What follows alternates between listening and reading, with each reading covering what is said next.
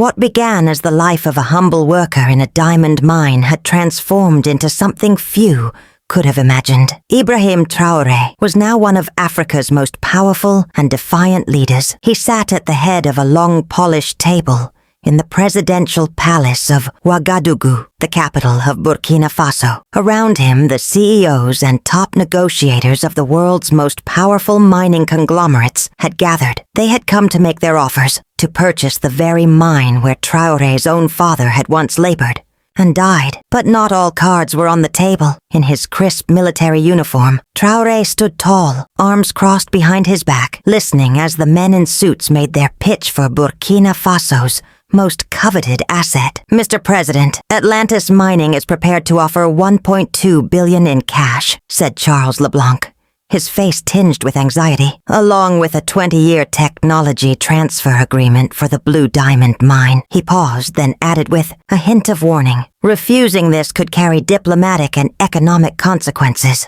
Your country doesn't yet possess the capacity to run such an operation independently. Traoré didn't flinch. A slight smile played on his lips. You're mistaken, Mr. LeBlanc. For the past 2 years, over 200 mining and geological engineers have been trained at Burkina Faso Technical University, and construction of our lithium processing plant is already underway. Another executive jumped in anxiously. Mr. President, this may be a hasty decision. I urge you to reconsider our offer. Traoré turned to him. Your offer doesn't even represent 5% of the mine's actual value, Mr. Wei. The Blue Diamond deposit holds lithium reserves equal to 15% of the world's known supply. This mine isn't worth $1.2 billion. It's worth at least $50 billion. Gasps filled the room. Wilson, a representative from a major American firm, went pale. That's impossible. Not impossible, Mr. Wilson. Just a reality you assumed we'd never uncover. Traoré opened a folder on the podium in front of him. Now, let me present our offer. The room fell into silence as journalists scribbled furiously. Burkina Faso will retain full ownership and operational control of the Blue Diamond mine. However, we are open to international partnerships in the areas of processing and global distribution on terms that are fair and equitable.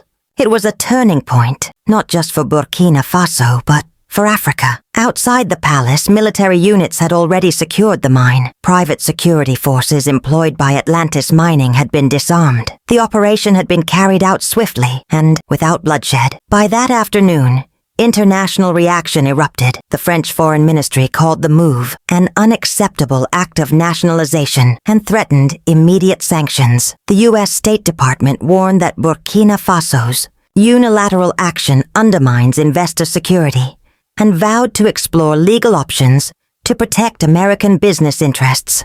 China struck a more diplomatic tone, urging all parties to resolve the situation through dialogue. Back in the palace, Traoré summoned an emergency cabinet session. Finance Minister Konabo entered the room with grim news. French banks have frozen our national accounts. The IMF and World Bank have suspended ongoing loans. Our foreign exchange reserves are severely limited. Traoré nodded. As expected, activate Plan B. Begin implementing our bilateral agreements with Russia and Iran. Request the first lithium payments in gold. The foreign minister added, We've received public statements of support from the African Union. Mali, Niger, and Guinea have endorsed our decision. BRICS countries are also sending favorable signals. Good, said Traoré, but we need to speak directly to the people. I'll address the nation tonight.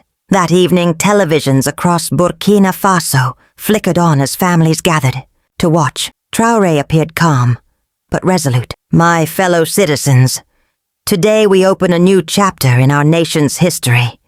The Blue Diamond mine, once the site of colonial extraction and hidden wealth, now belongs entirely to us. He held up a piece of uncut blue diamond. My father died in this mine. For years they showed us only the diamonds and hid the lithium, the true treasure. Today, in his memory, and in honor of every Burkinabe who labored here, we reclaim what is rightfully ours. There will be difficult days ahead.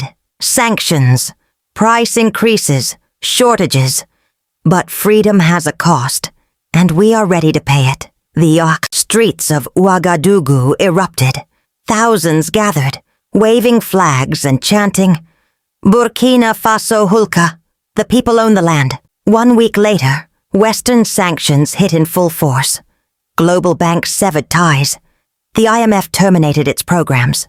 French, American, and even some Chinese media painted Traoré as a radical nationalist. Back at the palace, Traoré gathered his senior advisors in the war room. "We were prepared for this. Now we begin. Phase 2. The economy minister, Dio, looked anxious. "Mr. President, our dollar reserves are nearly gone. Importing basic goods is becoming a serious problem. We may face public unrest." Traoré looked out the window at the city below, its people defiant and proud. "Let them call us radicals. Let them call us dangerous. We have chosen dignity over dependence. And now we move forward, on our own terms. Basic needs? We anticipated this," Traoré said calmly, standing before his cabinet. "That's why, for the past 3 years, we've been implementing our National Food Independence Program. Today, our farmers produce 80% of our staple needs." Defense Minister Hurago stepped forward, eyes narrowed. "French intelligence has begun arming opposition groups. We've observed movement in several northern regions." Traoré didn't blink. "We've fortified our army, but more importantly, we've awakened our people. If we must, we'll defend every village, every home, every street." The very next day, Burkina Faso signed new trade agreements with Russia and Brazil. An independent Chinese consortium proposed building a lithium processing plant. Turkey offered to supply mining equipment. That evening, Traoré addressed the nation once again. "We just need time. In 3 months, the first shipment of lithium from the Blue Diamond mine will reach the international market. Until then, we must resist, together." Western media outlets declared him reckless. Some branded him suicidal. But across Africa, a new message was gaining ground. From Mali, Guinea, the Democratic Republic of Congo, and South Africa came statements of solidarity, affirming Burkina Faso's sovereign right to its natural resources. On social media, a movement was born, the Traoré model. Hashtags like #our Blue Diamonds and #our Africa Eyes Open began trending globally, but not all resistance came from outside. 3 weeks later, the country faced its first internal reckoning. At midnight, General Boubacar, once a trusted military figure, launched a coup attempt with support from a French-backed faction. His forces surrounded the presidential palace, but Traoré's intelligence network had already penetrated the plan. Within hours, the coup was crushed. Footage aired live on national television. Boubacar and several conspirators, handcuffed and subdued. Seized documents confirmed what many had suspected. French intelligence had funded the operation. Instead of ordering executions, Traoré chose a different path.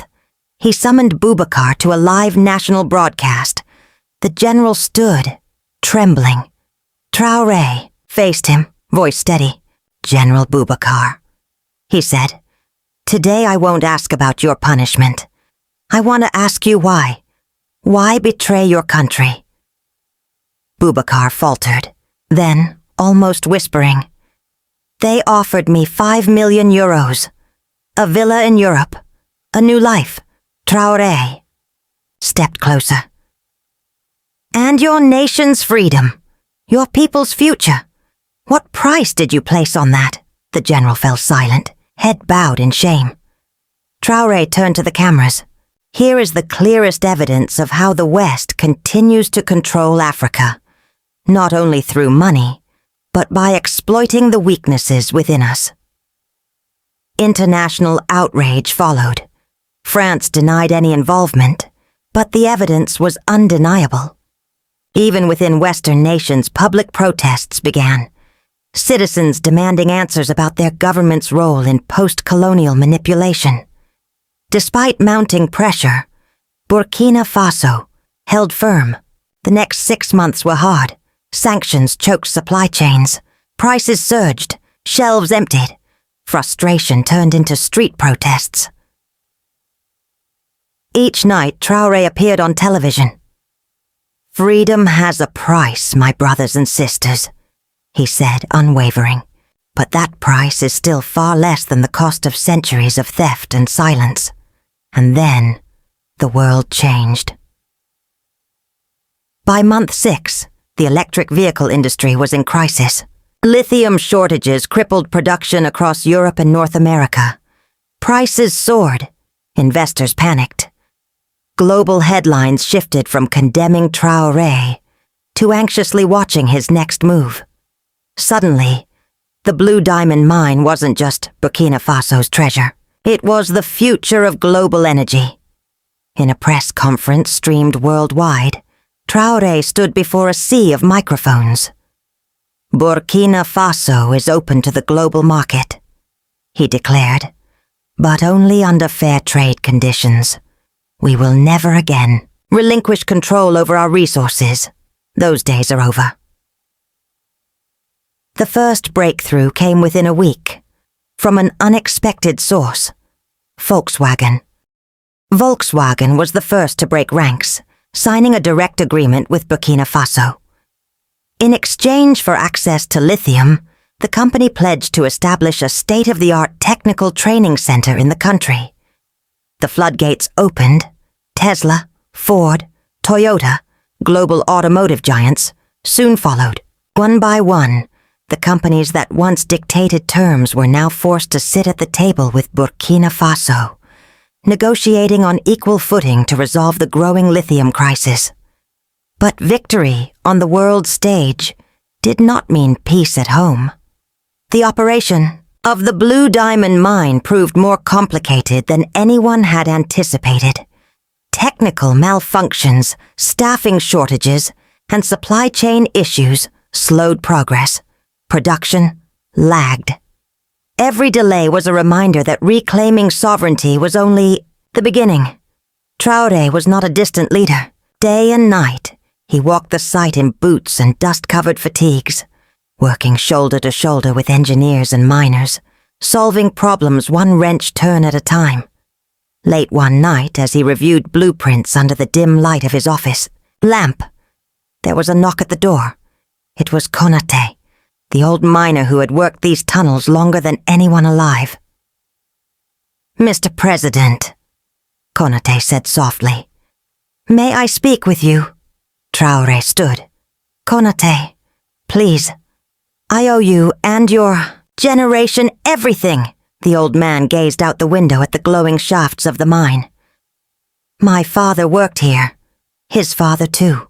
For 3 generations, we gave this land's wealth to others. That ends now." Traoré nodded. "This mine belongs to us.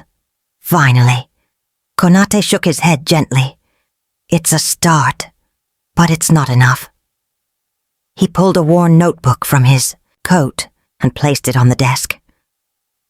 "These are the names of every miner who died, fell ill, or was disabled here in the last 30 years. Hundreds of them.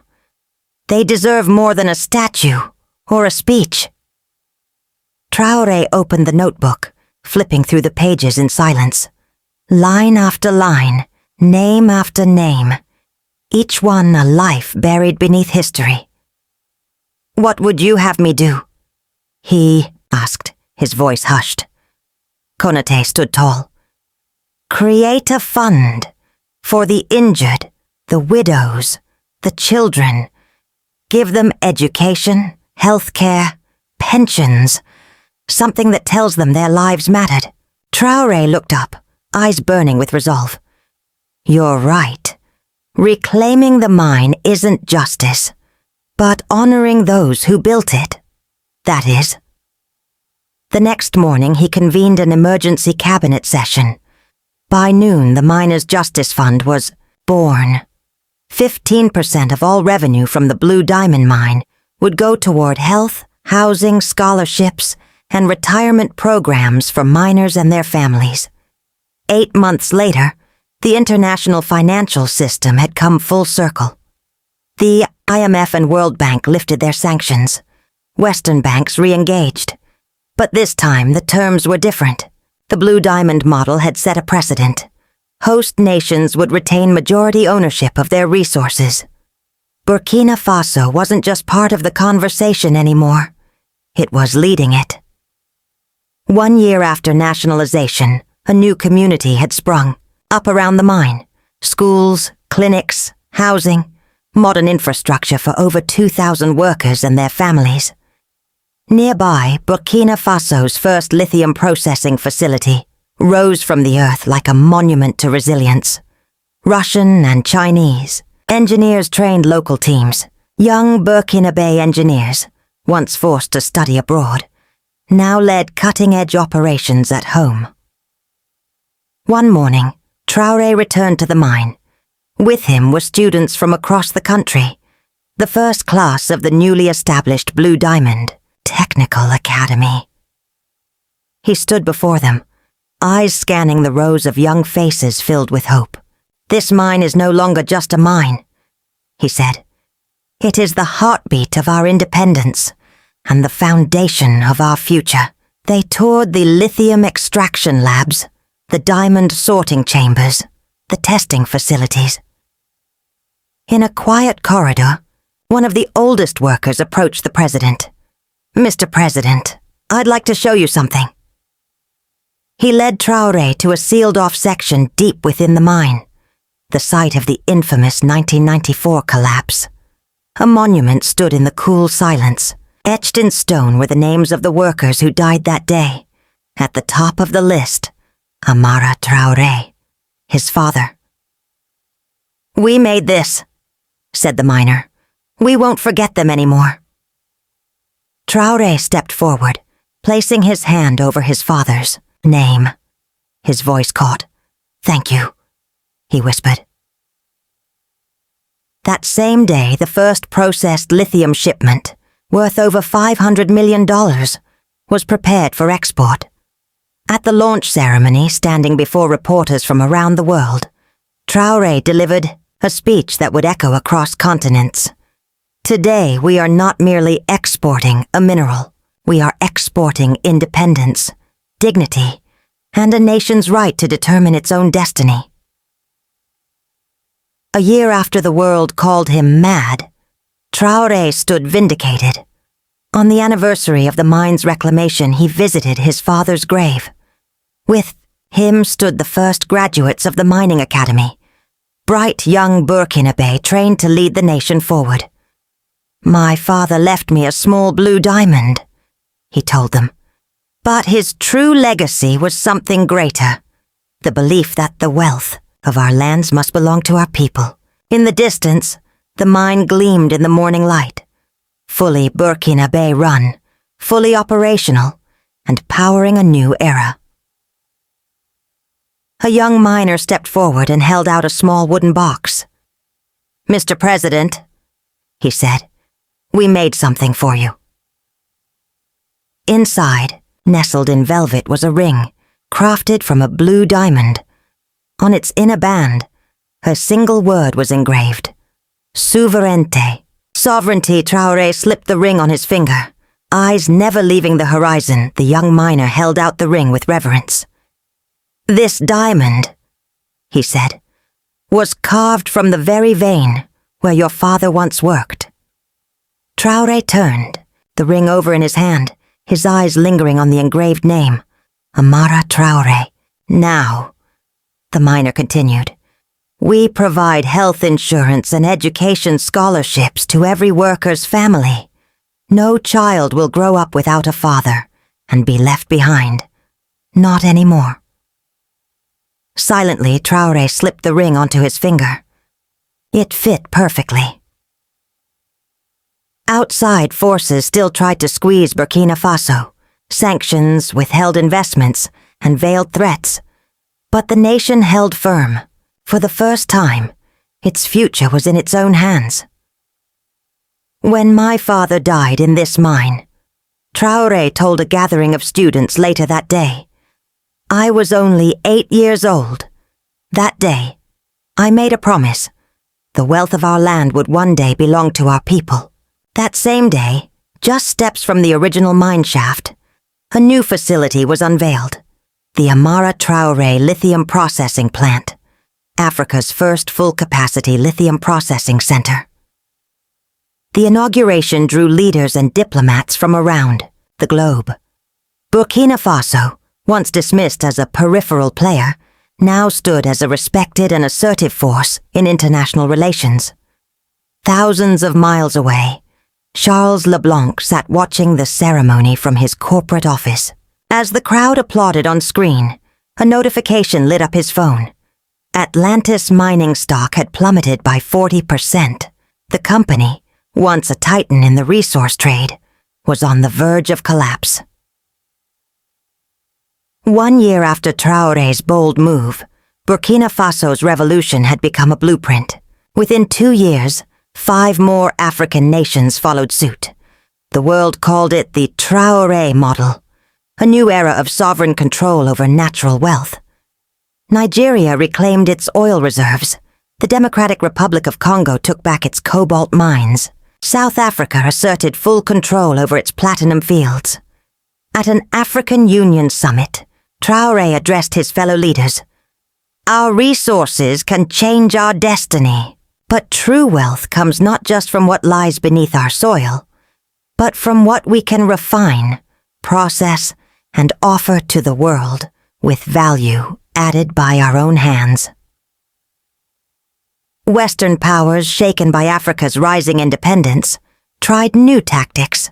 Coups were quietly supported. Economic disruptions were sparked. But it was too late. The success of Burkina Faso had lit a fire and shown the way.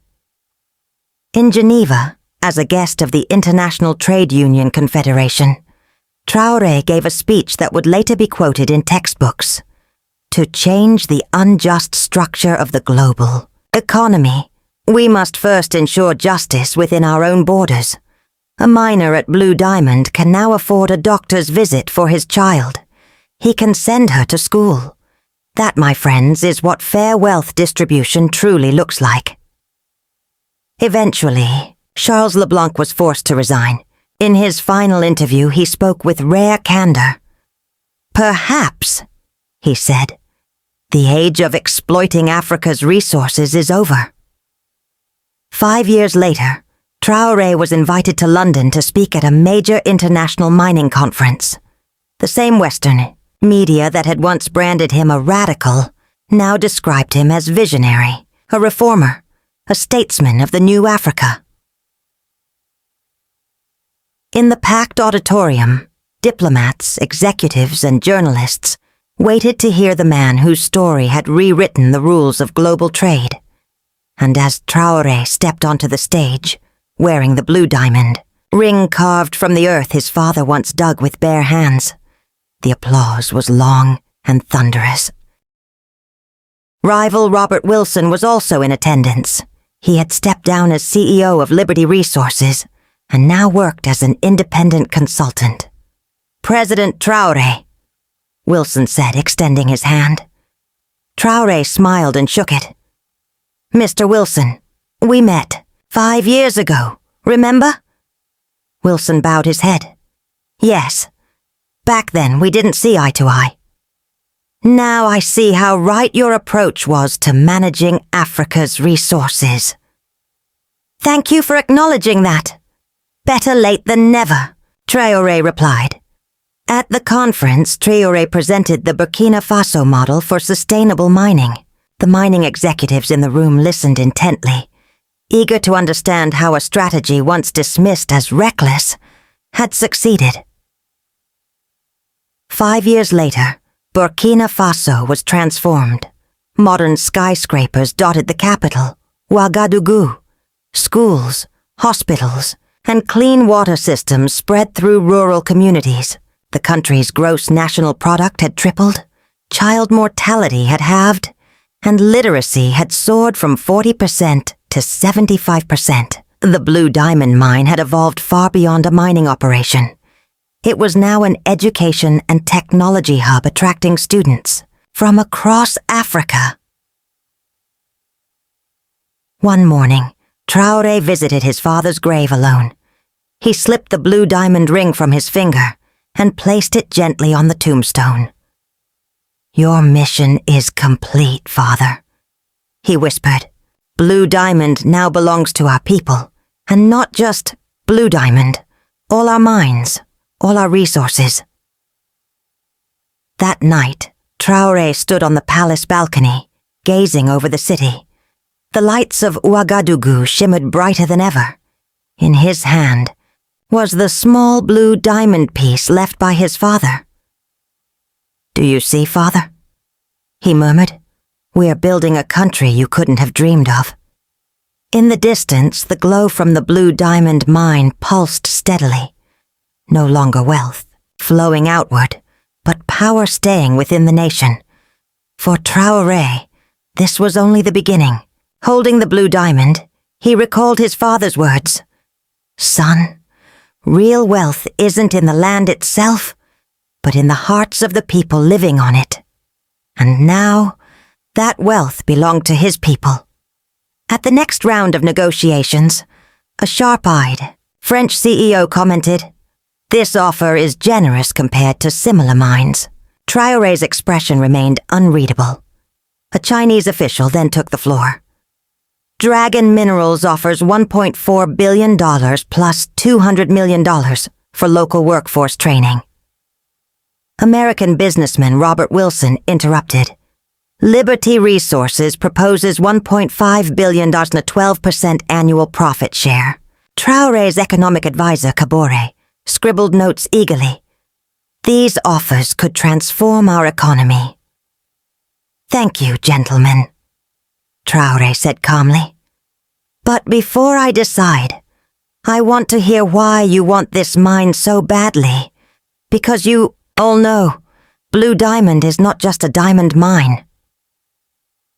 The room's atmosphere shifted. Eyes flickered nervously. Charles LeBlanc cleared his throat. "Mr. President, Blue Diamond produces some of the world's rarest and most valuable blue diamonds, prized in the luxury market." "Is that all?" Traoré asked, not breaking eye contact. "Mining operations always have multiple values," Wilson added. "From secondary minerals to logistical infrastructure, many factors affect a mine's worth." Traoré slowly rose and paced around the table. "Gentlemen, I'll be straightforward. Before coming here, I already knew what Blue Diamond really is, and I believe you do too." 3 days ago, he explained, he met Joseph Konate, an old miner from northern Burkina Faso who had worked the mine decades ago. The room fell silent. Sweat appeared on LeBlanc's brow. "Before we continue, I want to show you something," Traoré said, signaling his assistant. The large screen flickered to life, displaying an elderly man holding a worn document. "My name is Joseph Konate," the man said, his voice steady despite his age. "I was on the geological research team at Blue Diamond between 1990 and 1995. In 1994, while drilling in the southern mine, we discovered a vast lithium deposit beneath the main diamond vein. We reported this to Atlantis Mining, but the company concealed the discovery." LeBlanc abruptly stood. "This is baseless. Who is this man?" Traoré replied calmly. "Please sit, Mr. LeBlanc. The video isn't finished." Konate continued. "I worked closely with Amara Traoré. We knew this lithium's value, but the company buried our reports. A week later, there was a suspicious accident at the mine. Amara lost his life. I escaped and have been in hiding ever since." The screen went dark. Traoré returned to the table and opened a folder.